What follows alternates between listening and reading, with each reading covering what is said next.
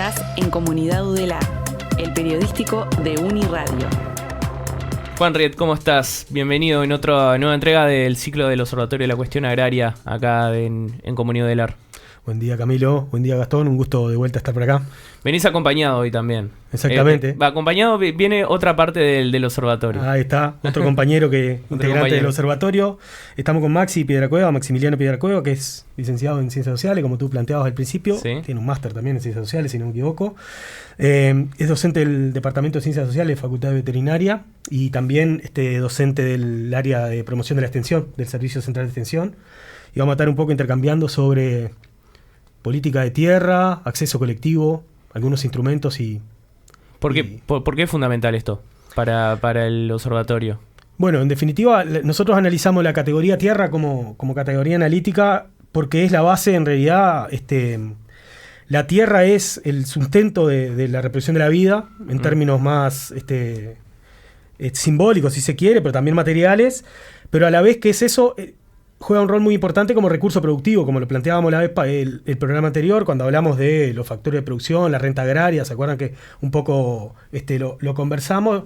Y bueno, en ese sentido entra a generar ciertos conflictos e intereses diferentes según el estrato social que acceda a ella.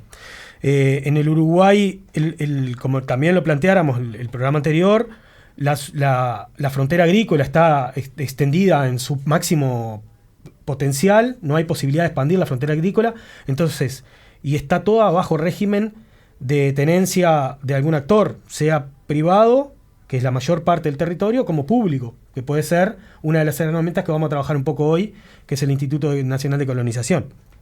En ese sentido, generó un proceso de estratificación social a nivel rural, el proceso histórico, estoy planteando, donde hubieron ciertos actores o ciertos sectores de la sociedad que se apropiaron de los territorios, conformando la clase conocida como los terratenientes, y sectores que quedaron subordinados a esa tenencia, que se vinculan a ellos a partir de diferentes formas de subordinación, que puede ser directamente el trabajo asalariado o la inserción en los diferentes sistemas productivos a partir de mano de obra, a partir de intercambio de especies, etcétera. Un poco lo que conversábamos la vez pasada. En ese sentido, ahí nosotros analizamos la política pública relacionada a la política de tierra y cómo el Uruguay media, o el Estado uruguayo media en el acceso a la tierra para sus sectores, diferentes sectores. Tenemos, por ejemplo, toda la parte de colonización acá, de parte del Estado, ¿no? Exactamente. Ahí capaz que, bueno, primero darle el buen día a Maxi, que medio que ya arrancamos de sopetón, y que Maxi ahí un poco nos explique, bueno, esta lógica de por qué para nosotros es importante pensar la política de tierra como relevante para el observatorio. Bueno, gracias. Buen día. Buen día, Maxi. Bien, ahí creo que una cuestión importante para pensar por qué hay una política de tierra en primer lugar, y en segundo lugar, por qué a un observatorio de la cuestión agraria les da interés el análisis de la política de tierra. Como bien decía Juane, la tierra en sí mismo como recurso tiene una particularidad que permite apropiarse de otros recursos a quien controla su uso: el sol, el aire, el agua, cuando llueve, cuando no llueve. Pero es un recurso, un bien muy particular en lo que tiene que ver con los sistemas productivos. Por lo tanto, el control de ese recurso determina también el control que pueden haber sobre otros procesos productivos en general. En ese sentido, el Estado, un Estado social, como es el que tenemos aquí en Uruguay, o de corte más social desde prácticamente sus inicios, tiene que tener de alguna forma una política concreta, o sea, una decisión, una voluntad desde el aparato estatal de asegurar y controlar el uso que tenga ese recurso tan particular, ¿sí?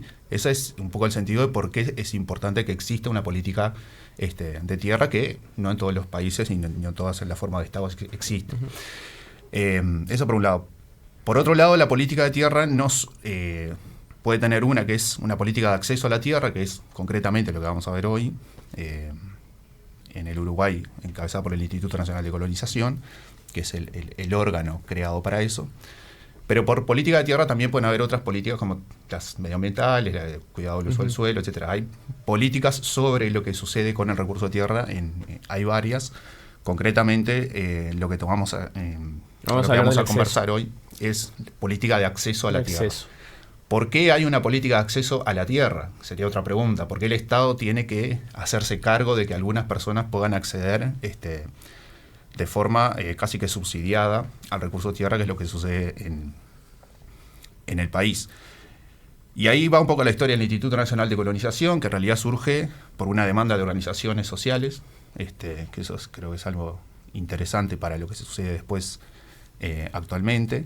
Se hace un Congreso por la Tierra, se demanda la creación de un organismo dentro del Estado que permita que, sobre todo en aquel momento, las familias que habitaban en el medio rural y no tenían acceso a la tierra, pero sí trabajaban la tierra, pudieran tener sus propias parcelas. Eso es un poco la historia del Instituto Nacional de Colonización allá por mediados del siglo XX.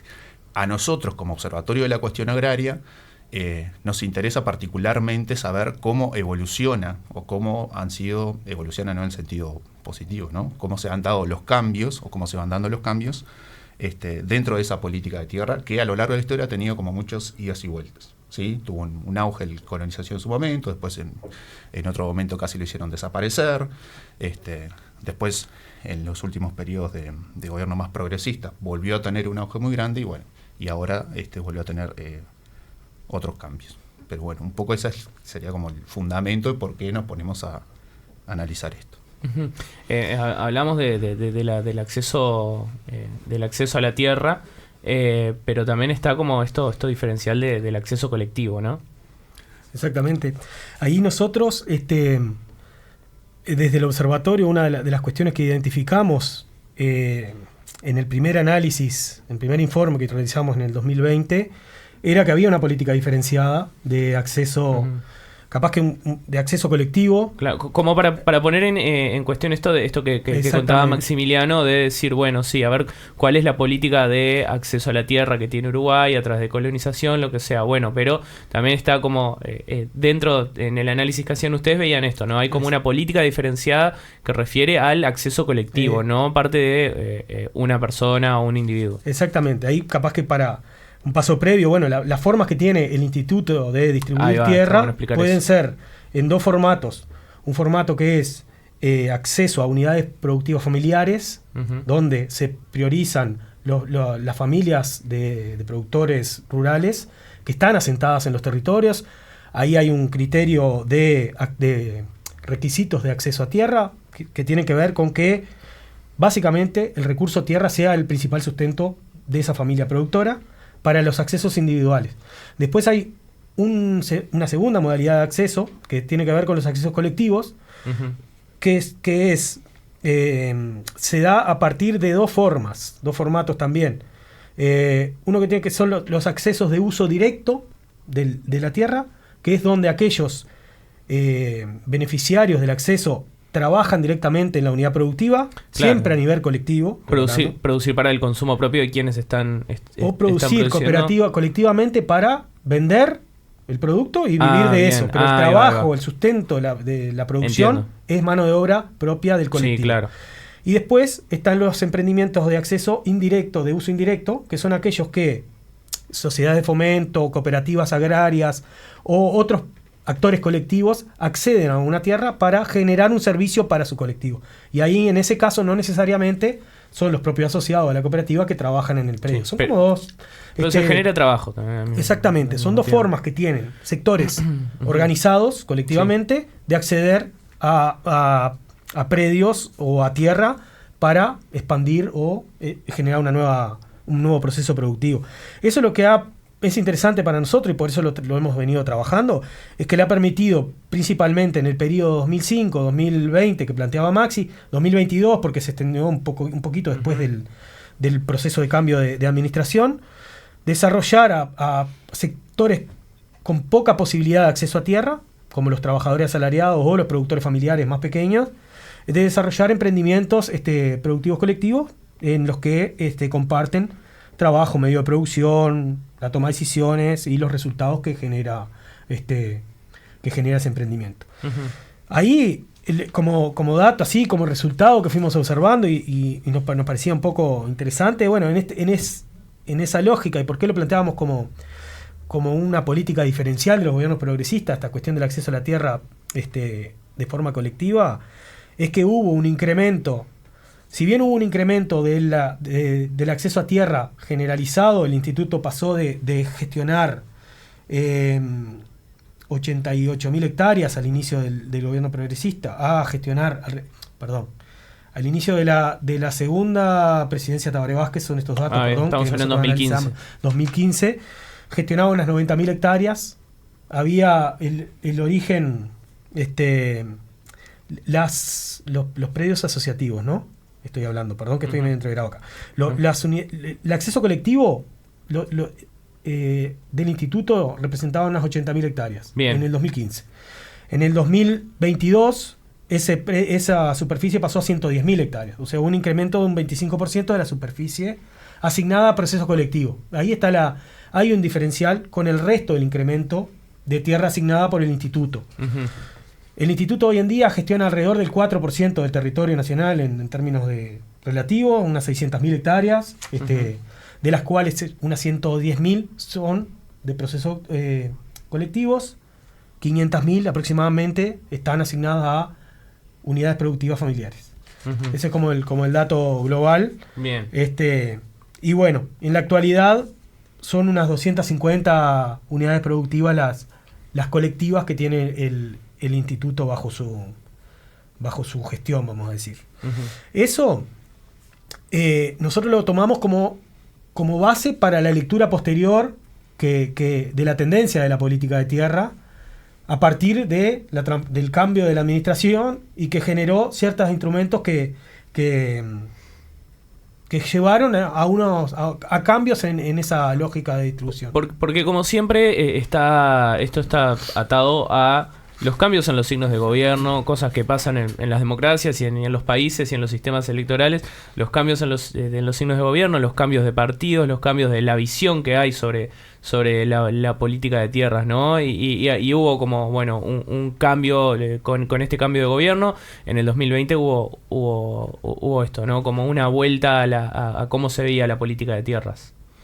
Sí, exacto. Sobre todo el cambio de gobierno y el tipo de cambio de gobierno que se dio. Creo que es lo que permite de alguna manera entender cuáles fueron los cambios que se fueron dando y por qué se fueron dando. Uh-huh. Recordemos que acá cuando estamos hablando cuando decimos el informe, estamos hablando del informe del observatorio del 2022, ¿no? Y tal vez adelantemos algunas cosas del informe 2023, ¿no? Exacto. Bien, por las dudas digo porque hablamos del informe ahora, el informe, estamos hablando del informe que hizo el observatorio de la cuestión agraria en toda su interdisciplina. Que analiza básicamente, hicimos dos, uno que analizó hasta el 2020 y una actualización 2021 que lo presentamos en 2022. Claro. Ya son datos 2021 con alguna aproximación al 2022. Claro, y ahora estamos haciendo ahora. Están preparando el que tiene datos 2022. Y en ese informe del 2021 ustedes manejaron el concepto, el INC, el Instituto Nacional de Colonización, bajo sospecha. ¿Por qué? Ahí va. Bien, sí, esa fue creo que es un buen subtítulo, sí. Que sugiere un poco cómo desarrollar la lectura de ese apartado del informe. El cambio de gobierno, cambio político, el cambio ideológico que implicó esta nueva administración con relación a los últimos 15 años que había estado el Frente Amplio, tuvo como 3 o 2 estrategias grandes en general en la política, pero que también aplicaban a la política agropecuaria y más concretamente a la política de acceso a la tierra, que es un diferencial político ideológico muy grande entre las diferentes corrientes que hay. La idea del Instituto del INC bajo sospecha fue una estrategia discursiva y política que utilizó este actual gobierno de alguna manera para amparar algunas de las medidas que después iba a ir tomando, o incluso que quiso tomar y que después las tuvo que modificar o atenuar por diversas presiones, en muchos casos de organizaciones sociales, de la oposición y también incluso de sectores de la propia coalición de gobierno, ¿sí? Porque no había como tampoco un acuerdo muy grande en eso.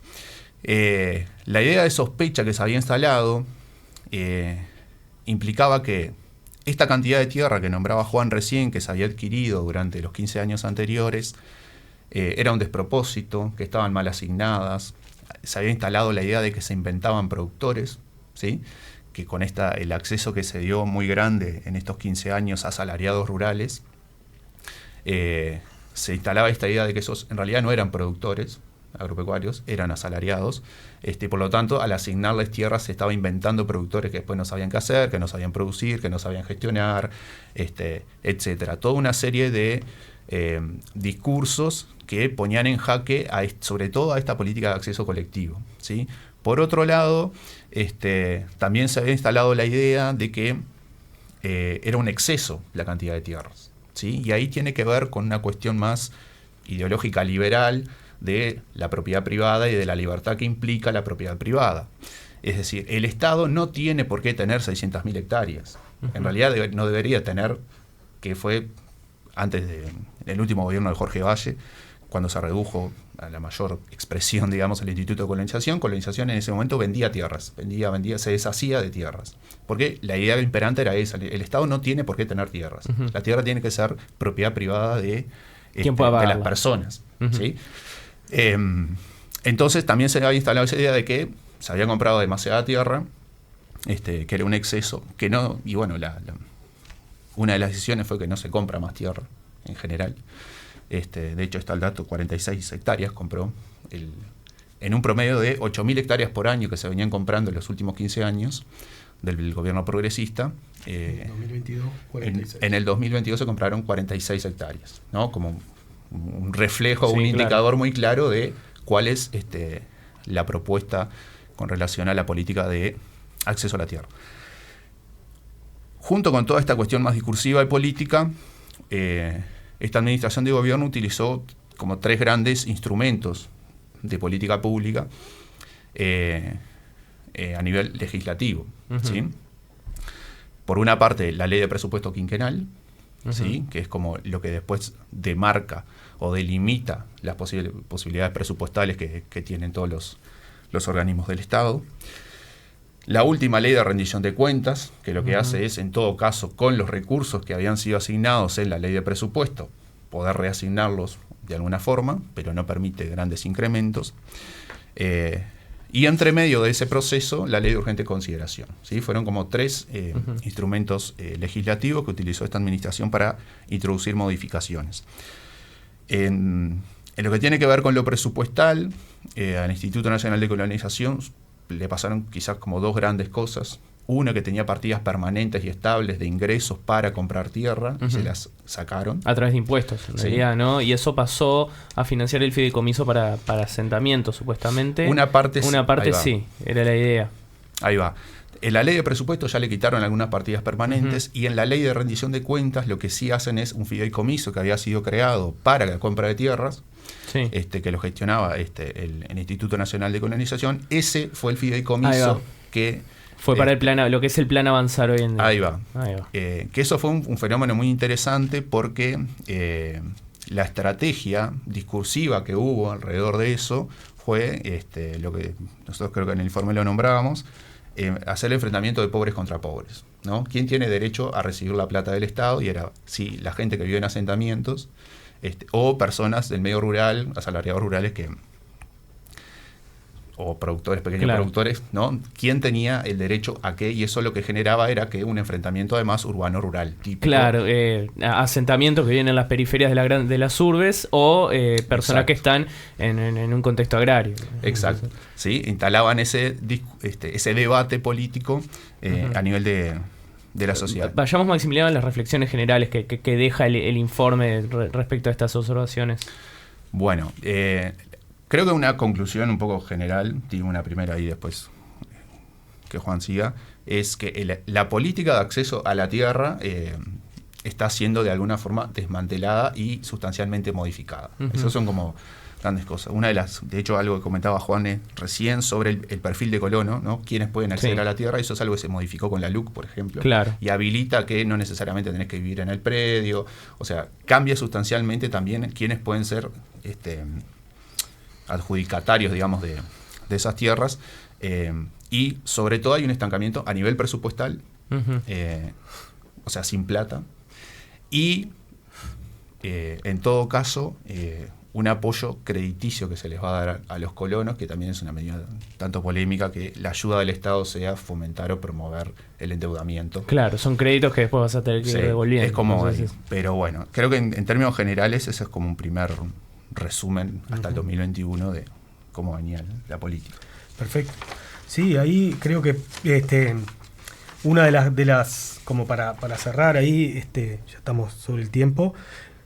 Una de las reflexiones que nos surgía era esto que planteaba Maximiliano, de cómo se fue generando un nuevo contexto institucional que permitió y se tuvo un corolario en el recorte presupuestal, pero también en la desafectación de tierras, que la ley de urgente consideración habilitó a desafectar tierras que eran de la cartera de tierras del instituto, y por lo tanto a eximir de responsabilidades al instituto sobre lo que se desarrollaba, y se reinserta esa tierra, se podría reinsertar esa tierra en el mercado de tierra general, y a un detenimiento de 15 años de ampliación de la cartera de tierras que venía dándose en este proceso que también decía Maximiliano, con sus bemoles. No estamos haciendo, ni no lo hacemos tampoco desde el informe, una oda a cómo fue la estrategia o la política de acceso a tierra en términos